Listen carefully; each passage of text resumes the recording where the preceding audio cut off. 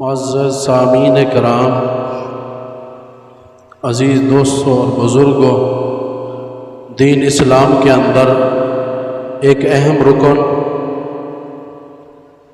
حج بیت اللہ کا ہے۔ دین اسلام میں بعض عبادات ایسی ہیں کہ جو مال کے ذریعے کی جاتی ہیں،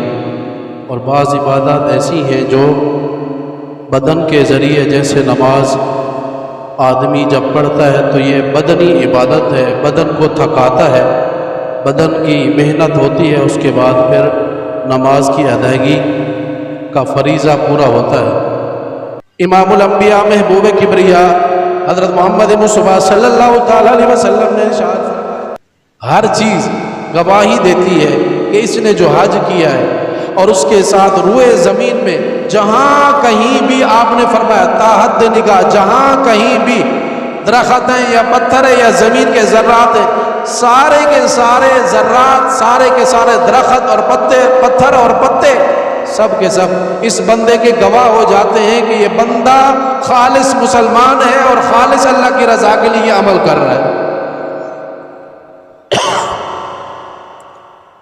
تو اس موقع کے اوپر آپ نے فرمایا اس کو اسی حالت میں ہی دفنا دو، بلکہ آپ علیہ الصلوۃ والسلام نے ارشاد فرمایا اسی احرام کے دو کپڑوں کے اندر اس مرنے والے کو، شہید کو دفن کر دو۔ ایک خاتون نے آپ علیہ الصلوۃ والسلام کے سامنے ایک بچے کا ہاتھ پکڑ کے فرمایا، اے اللہ کے رسول، یہ بھی حج کر رہا ہے میرے ساتھ، کیا اس کا حج ہے کہ نہیں؟ آپ نے فرمایا ہاں اس کا حج ہے، لیکن اس کا ثواب اس کے ماں باپ کو ملے گا، اس بچے کو بھی اللہ نیکیاں عطا کرے گا، اس کے ساتھ ساتھ اس کے ماں باپ کو بھی اللہ وحدہ لا شریک ثواب عطا کریں گے۔ اور اس حاجی کے متعلق آپ نے فرمایا اس بندے کو، اس مرنے والے کو، اس شہید کو، اس کو خوشبو نہ لگاؤ، اسے یہی کفن نہ دو، بلکہ یہی احرام کے دو کپڑے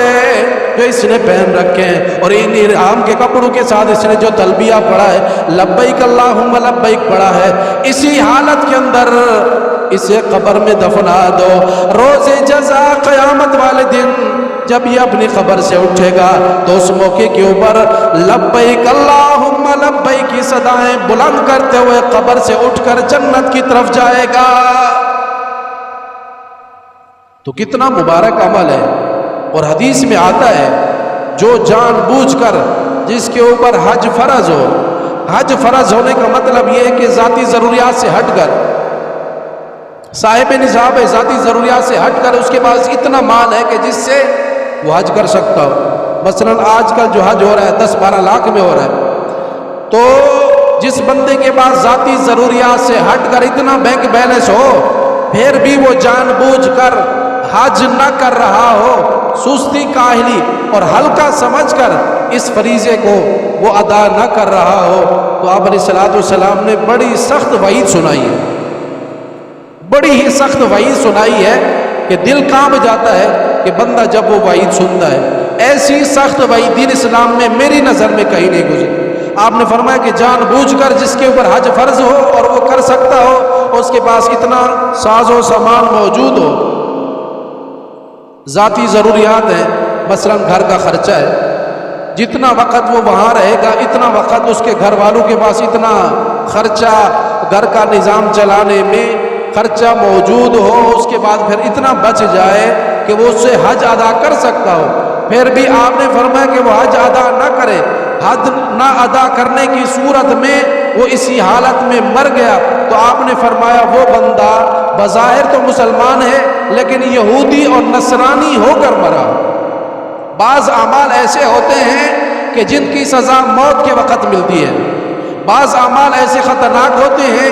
بعض برائیاں ایسی خطرناک ہوتی ہیں کہ بعض کی سزائیں تو دنیا میں اللہ گناہوں کے ذریعے، اللہ وحدہ لا شریک بیماریوں کے ذریعے، اللہ وحدہ لا شریک مصیبتوں کے ذریعے ٹال دیتا ہے، لیکن بعض گناہ ایسے ہوتے ہیں، بعض نیکیوں کو ہلکا سمجھنے کی وجہ سے، اللہ کے قوانین کو توڑنے کی وجہ سے بعض سزائیں موت کے وقت ملتی ہیں۔ تو آپ نے فرمایا کہ جو جان بوجھ کر جس پر حج فرض ہو پھر بھی وہ حج ادا نہ کرے، تو اس کو چاہیے کہ وہ یہودی ہو کر مرے یا نصرانی ہو کر مرے۔ قرآن کریم میں بھی یہ حکم ہے۔ حضرت ابن عباس رضی اللہ تعالیٰ عنہ نے ارشاد فرمایا کہ جو بندہ زکوٰۃ ادا نہیں کرتا اس کے اوپر فرض ہے، جو بندہ حج نہیں کرتا اس کے اوپر فرض ہے، پھر بھی جان بوجھ کر نہیں کرتا، تو موت کے وقت اس کو افسوس ہوتا ہے، اور افسوس کے عالم میں وہ اس کی چاہت ہوتی ہے کہ میں واپس لوٹ جاؤں دنیا کی طرف۔ ابن عباس جو صحابہ میں تفسیر کے امام تھے، پہلے نمبر پر عالم دین تھے، ان کے شاگرد نے سنا تو عرض کیا حضرت خیر تو ہے، آپ ایک مسلمان کے بارے میں اتنی سخت بات فرما رہے ہیں، تو آپ نے فرمایا میں پھر تمہیں قرآن کریم سنا دیتا ہوں، وَأَنفِقُوا مِمَّا رَزَقْنَاكُم مِّن قَبْلِ أَن يَأْتِيَ يَوْمٌ لَّا بَيْعٌ من قبل ان یأتی احدکم الموت فیقول رب لولا اخرتنی الى اجل قریب۔ موت کے وقت ایسا بندہ جب مرنے لگ جاتا ہے تو اس موقع کے اوپر جب اس نے ایسے اعمال کیے ہیں، اعمال کی نحوست کی وجہ سے جب اس کو سزا نظر آتی ہے، اس کی چاہت ہوتی ہے لولا اخرتنی الى اجل قریب، الہ العالمین مجھے واپس بھیج دے، الہ العالمین دنیا میں بھیج دے، الہ العالمین زکوٰۃ بھی دوں گا، الہ العالمین حج بھی ادا کروں گا۔ آپ نے فرمایا ایسے بندے کے لیے یہی قرآن کریم کی یہ آیت ہے، اور آپ علیہ الصلوۃ والسلام نے خود فرمایا ایسا بندہ دین اسلام کے ساتھ آخرت میں نہیں جاتا۔